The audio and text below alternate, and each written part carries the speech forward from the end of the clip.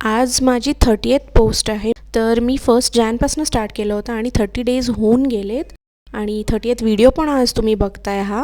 तर मी ठरवलं आहे की मी ट्राय करत राहणार आहे. वर्षभर तरी मी ॲटलिस्ट ह्याला ट्राय देणार आहे.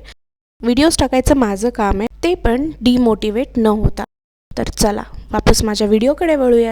तर आज माझी होती सुट्टी म्हणून मी निवांत उठले होते. उठायला खूप जास्त लेट झालं होतं. 9:30-10 वाजले होते.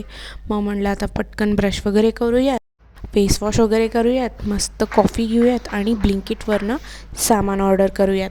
तर चला मी शेअर करते मी काय काय मागवलं. तर पहिले तर मी मागवलं होतं ब्रेड, त्याच्यानंतर रेड लेबलचा चहा आणि कोथिंबिरीच्या या जेवढ्या पेंड्या बघताय ना त्या मला ब्लिंकिटवरती ₹1 मिळालं होतं. म्हणजे फक्त ₹1 एक पेंडी. त्याच्यासोबत इथं केळी मागवली होती बिकॉज मला खूप दिवस झाले केळी खाल्ली नाही आपण असं फील होत होतं. त्यामुळं केळी पण मागवली. 2-2 ॲव्होकाडो मागवले बिकॉज मला आता ॲव्होकाडो टोस्ट एवढं वाव वाटत नाही आहे, पण आनंदसाठी म्हणून मागवले होते. त्याची स्टोरी नेक्स्ट व्हिडिओमध्ये दिसेलच.